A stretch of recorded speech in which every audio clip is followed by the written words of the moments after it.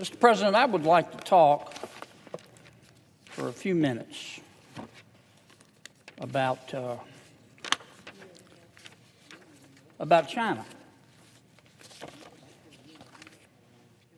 China, as you know, sir, is a wonderful country. It's about 1.4, 1.5 billion people. By comparison, a lot of times you see reported that they're only 1.2 billion, but they're a lot bigger than that. America only has about 320, 330 million folks. By land size, it's about the same size as the United States. A lot of people think they're the biggest country by land in the world, but actually Russia is, as you know. And Canada's number 2, and China, and really China's probably number 3 by land size, but we're both close. And I love visiting China. The few times I've been there, the people of China are just, they're wonderful people, very interesting, very smart, very hardworking, very aspirational. And I say this because when I talk today about China, I want you to understand, Mr. President, and my colleagues in the Senate to understand that I'm not talking about the people of China. The people of China are good people. The Chinese Communist Party, not so much. I really regret having to say this.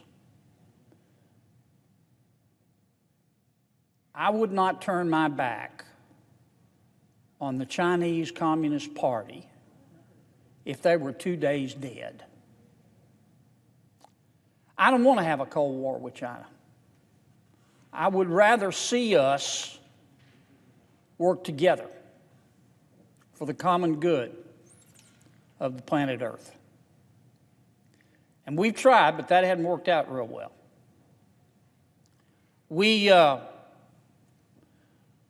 We admitted China to the World Trade Organization on December the 11th, 2001. Now, it wasn't just our decision, but you know better than I do, Mr. President, that China wouldn't have been admitted to the WTO without our support. So we agreed, December 11, 2001. China started cheating December 12th. They steal our intellectual property, not just ours, everyone else in the world. They steal the world's intellectual property. They subsidize substantially their state-owned companies, so other companies throughout the world that don't get state subsidies can't compete with them. For years, they manipulated their currency. They're trying to control the sea lanes of the world. They started in the South China Sea. They're seizing islands that don't belong to them. Next step, they'll try to militarize space. They've used their economic power as a weapon. Our friends and allies in Australia have asked some very reasonable questions about the origins of the coronavirus and the COVID-19. China has responded by saying, we refuse to buy any more of your products. Those are just the facts. Now, the managerial elites told us, by that I mean a lot of the entrenched politicians, the deep thinkers of the world, the academics, many members of the media, the bureaucrats, a lot of the corporate phonies, the ones who think they're smarter and more virtuous than the rest of us in America. They told us, oh, you're wrong about China. Be patient with China. Be patient with them. Free enterprise will change China. China has changed free enterprise. And China is on a glide path to dominance. And you know what the United States Congress has done about it? Nothing. Zero. Zilch. Nada. Let me say it again. I love the people of China. And I'm talking about the Chinese Communist Party. And I do not want to get into a new Cold War. All I want, and I think all the rest of us want, is for China to play by the rules. Let me give you an example. Every company in the world that goes public would like to list on United States stock exchanges, the over-the-counter market, the S&P, the New York Stock Exchange. We're very efficient. We're excruciatingly transparent. We like investors throughout the world to know what they are buying. We require companies to disclose. And I think our SEC does an extraordinarily able job. I think Chairman Jay Clayton has just been a rock star. We have a rule, as you know, Mr. President, that if you list on our exchanges, you have to file periodic reports. Once again, we want investors to understand what they're investing in. And those reports have to be accurate, or you get in a lot of trouble. One of the things, for example, or one of these reports that companies have to file is an annual audit. But we take it a step further in the United States. There's a board underneath or within the SEC called the Public Company Accounting Oversight Board, PCAOB. Really, all that board does, I say all, it's important. That board inspects the audits that the companies file. Not because they think the companies are cheating, though some do, but it's like when we play poker with friends. I play poker with friends. They're my friends, but I cut the cards every single time. And that's what our SEC does through this board. They say, we're going to double check your audits.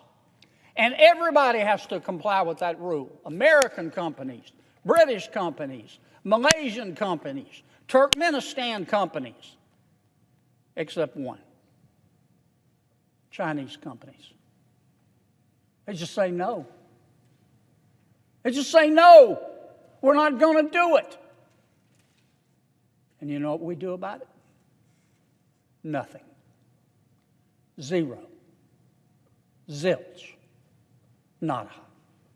And this is not a 2 or 3 month phenomenon.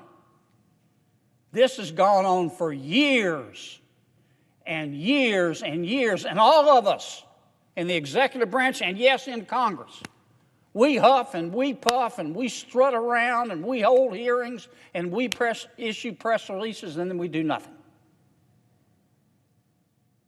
And where I come from, what you allow is what will continue. Now, I have a bill. It's very simple.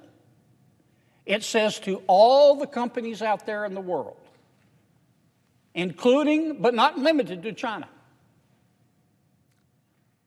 if you want to list on an American exchange, you have to submit an audit. And the SEC has the right to look at that audit and audit the audit. And if you refuse, not once, not twice, but 3 times, if over a 3-year period, each of those 3 years, the company says you cannot audit my audit, then they can no longer be listed on the American exchanges. It's very, very simple.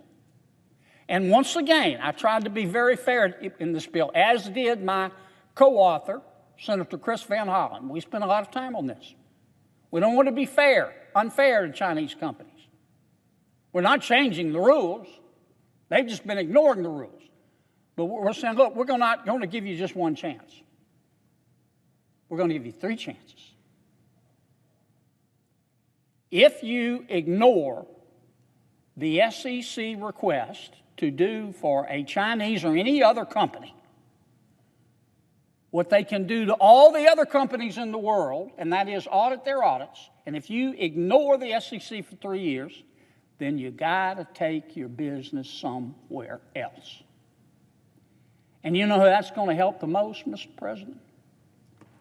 The investors of America and the investors of the world. Most of the companies that are public companies, I believe, tell the truth, but some of them don't. And this is hard-earned money that people are investing. Mr. President, the name of my bill, strike that, the name of our bill, Senator Chris Van Hollen. The name of our bill is the Holding Foreign Companies Accountable Act. And as I just explained, it's very simple. For that reason, Mr. President,